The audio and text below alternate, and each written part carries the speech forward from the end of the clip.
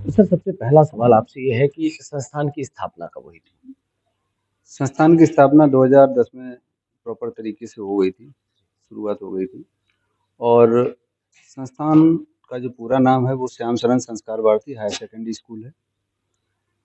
संस्थान को ग्रामीण परिवेश में स्थापित करने का उद्देश्य यही था कि जो बच्चे शिक्षा से वंचित रह जाते हैं, शहरों में नहीं जा पाते हैं, उनको एक अच्छी और क्वालिटी एजुकेशन देना ही इस संस्थान का मुख्य उद्देश्य रहा है शुरू से ही। और आगे भी यही प्रयास रहता है संस्थान का कि क्वालिटी एजुकेशन बच्चों को दी जाए। कोविड का जो दौर रहा था उस समय संस्थान ने क्या-क्या चैलेंजेस फेस करे? कोविड के समय में काफ़ी चैलेंजेस आए थे, क्लासेस ऑफ हो गई थी और कुछ समय के लिए हमने जो है आपकी ऑनलाइन क्लासेस भी चलाई थी, लेकिन ग्रामीण परिवेश में ऑनलाइन क्लासेस संभव नहीं हो पाती हैं। एक तो सबसे बड़ी कनेक्टिविटी का यहाँ पर इश्यू रहता है। इसके बाद ग्रामीण परिवेश में उस समय जो है सभी लोगों के पास मोबाइल भी नहीं थे और कोविड भी अचानक आया था। लोगों के अंदर जो है एक भय भी था, मार्केट बंद थे, जो लेना भी चाह रहे थे मोबाइल नहीं ले पाए वो लोग। और जो समस्याएँ थी उस समय वो यही थी कि एनी हाउ अपने जीवन को कैसे सर्वाइव किया जाए। सरकार का किस तरीके का सहयोग रहा था प्राइवेट संस्थान के लिए?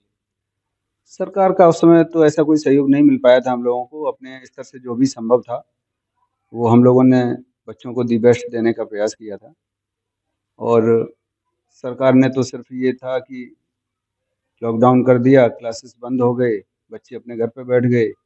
अब जो सारी ज़िम्मेदारी थी वो टीचरों के ऊपर ही थी, कंधों पर थी कि कैसे बच्चों को जो है एजुकेशन दी जाए। अभी हाल ही में परीक्षाओं के जो परिणाम आए हैं वो किस तरीके के परिणाम रहे? देखिए, विद्यालय जो है हमारा शुरू से ही क्वालिटी एजुकेशन की तरफ ध्यान देता है और परिणाम हमेशा आपके परिश्रम के ऊपर आता है। आप बच्चों के साथ अच्छा परिश्रम करेंगे, बच्चों को अच्छी एजुकेशन देंगे तो 100% परिणाम हमारे यहाँ शुरू से ही रहा है और आगे भी कोशिश ये रहती है कि बच्चों को अच्छी शिक्षा देकर के परिणाम को अच्छा बेहतर बनाया जाए। सर जिस तरीके के परिणाम रहे हैं चूँकि 2 साल जो कोविड का जो दौर रहा था, कैसे संभव हो पाया? परेशानियाँ तो काफ़ी आईं और चूँकि संस्था जो है अपनी ये ग्रामीण इलाके में है, तो यहाँ उतनी सुविधाएँ गार्जियंस के पास नहीं होती हैं। मैं ऑनलाइन यहाँ क्लास प्रोवाइड करवा भी रहा हूँ, लेकिन हर घर में जो है इंटरनेट सुविधा नहीं है, एंड्रॉइड मोबाइल नहीं है, तो काफ़ी समस्याएँ आईं, काफ़ी समस्याओं से फेस किया है संस्था ने। फिर लॉकडाउन खत्म होने के बाद दोबारा से फिर वही प्रक्रिया एक जिस तरीके से नींव डाली जाती है, जिस तरीके से संघर्ष किया जाता है, उस तरीके से संघर्ष संस्था ने किया। दोबारा से फिर जो है गार्जियंस को बच्चों को मोटिवेट किया, दोबारा से फिर से कक्षाएँ चालू हुईं और फिर सब बेहतर परिणाम रहा। अभी आपने कहा कि ऑनलाइन क्लासेस ऐसा लगा कि ऑनलाइन के समय बच्चों ने मोबाइल का मिसयूज़ बहुत ज़्यादा किया और उसी के साथ-साथ वेस्टर्न कल्चर, पश्चिमी सभ्यता की तरफ बच्चे मूव कर रहे हैं और भारतीय संस्कृति को भूलते चले गए। तो अब क्या इस परिवेश में क्या प्रयास कर रहे हैं? इस परिवेश में मैं बच्चों को एक ही बात बोलता हूँ कि मोबाइल का उपयोग ना के बराबर करें। बहुत आवश्यक हो तभी मोबाइल यूज़ करें, अन्यथा मोबाइल ना यूज़ करें तो ज़्यादा बेहतर है। क्योंकि हर पहलू के 2 रूप होते हैं, हर चीज़ के 2 पहलू होते हैं, 2 रूप होते हैं। उसका सदुपयोग भी होता है और उसका दुरुपयोग भी होता है। जी। तो कभी-कभी ऐसा होता है कि घर में गार्जियंस अपने व्यस्त हैं, बच्चे जो है कभी गेम खेलने लगते हैं, कभी यूट्यूब पे दूसरी साइट पे चले जाते हैं।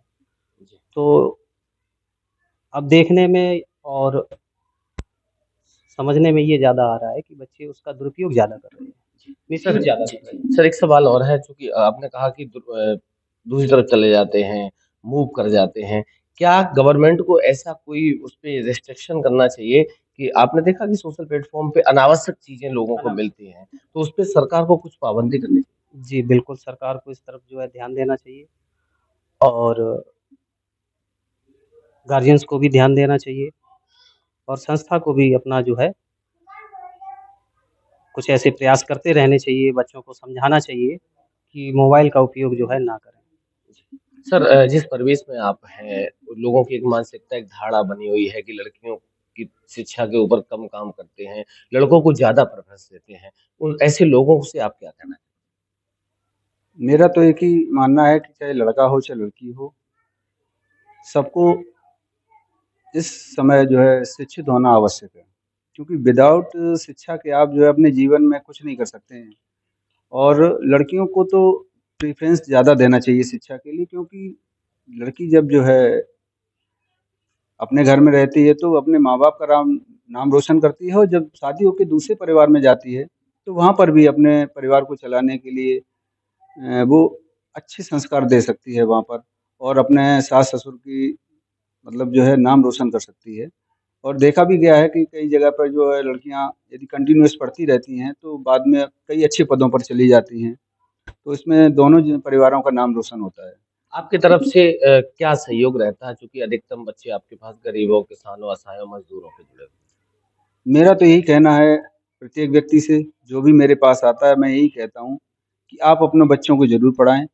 देखिए, आपकी जो घर की गरीबी है, वो आपके शिक्षित बच्चे ही दूर कर सकते हैं, और कोई शॉर्टकट नहीं है इस जीवन में। आप कितनी भी मेहनत कर लीजिए, कोई आपको सफलता मिलने वाली नहीं। बस ये है कि आप अपने बच्चों को अच्छा पढ़ाइए, अच्छा उन्हें शिक्षा दीजिए, और शिक्षा में ही सबसे ज़्यादा इन्वेस्ट कीजिए आप। अन्य चीज़ों में बिल्कुल मत कीजिए।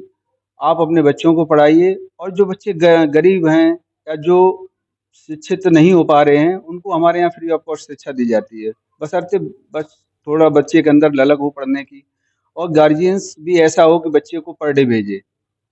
तो मेरा तो यही मानना है कि जो बच्चे के गार्जियंस नहीं हैं या माँ-बाप नहीं हैं, तो उनको तो हम फ्री एजुकेशन देते हैं।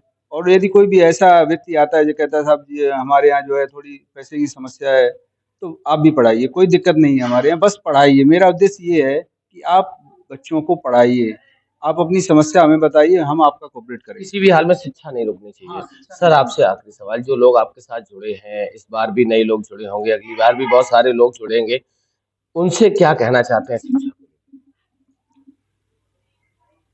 जो हमसे जुड़े हैं गार्जियंस उनसे, और जो भी आपके दर्शक हैं, सभी अभिभावक बंधुओं से, सभी दर्शकों से एक ही निवेदन करना चाहूँगा कि शिक्षा वो शेरनी का दूध है, जो जितना पिएगा उतना दहाड़ेगा।